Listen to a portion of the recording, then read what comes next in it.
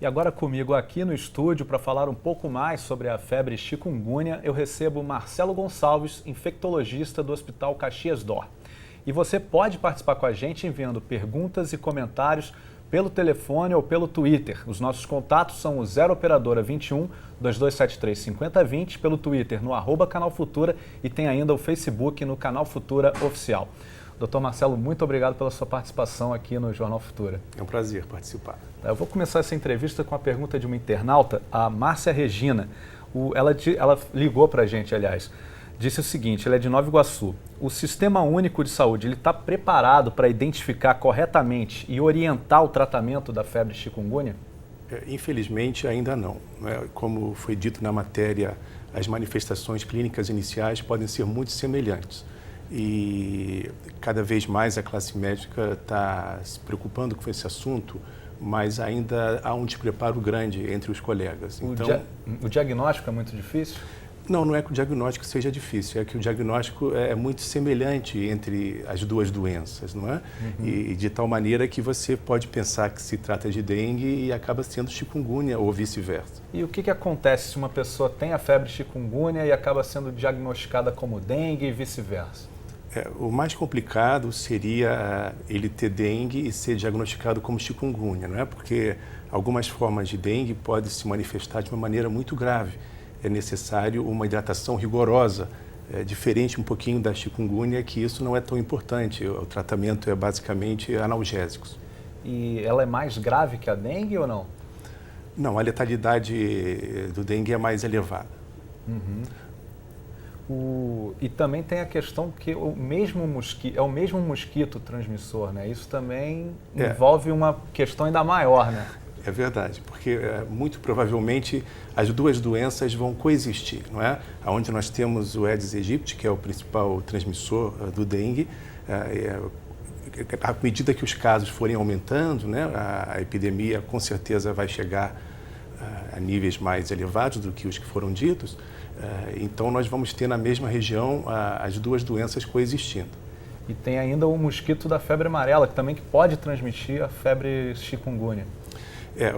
O mosquito do dengue pode transmitir a febre amarela também, dita urbana, não é? Então, digamos assim, é um vetor polivalente. Uhum. Vários vírus se aproveitam dele para a transmissão de si. E como é que é o ciclo de transmissão da febre chikungunya, do vírus, né? Perfeito. Basicamente, a partir de reservatórios humanos, né? O mosquito não infectado pica a pessoa. Naquela fase inicial, ela está com o vírus circulando no sangue, e dessa maneira o mosquito se torna infectado. Depois de alguns dias, se aquele mosquito vai se alimentar de novo de sangue de uma outra pessoa, ele injeta, no momento da alimentação, ele injeta a saliva com o vírus, né? E essa pessoa suscetível pode adquirir a doença. E os sintomas são muito parecidos com os da dengue, né? Do dengue. São muito parecidos com o dengue. O que chama a atenção um pouquinho é que na chikungunya há um quadro articular mais exuberante. Você pode ter as juntas inflamadas, principalmente das pequenas articulações, como mãos e pés. Isso no dengue não é muito frequente. No dengue a gente tem mais mialgia, dores no corpo, dores nas massas musculares. É uma artrite muito forte. Pode ser bastante forte, né? O que é mais frequente é apenas uma dor nas articulações. Em alguns casos, ela pode efetivamente ficar inflamada, com edema, vermelhidão, o que nós chamamos de artrite. Fazendo um retrospecto de como essa doença surgiu, né? Em 2004, o chikungunya foi já identificado em 19 países e chegou em 2013 no Caribe e chegou no Brasil ano passado. O Brasil tem um plano de contingência para essa doença? Olha, o plano de contingência empregado é semelhante ao controle do dengue, não é? Na medida que se consegue controlar o dengue, vai se controlar a chikungunya. Se não se controla direito o dengue, não vai se controlar direito a chikungunya. Então é um paliativo.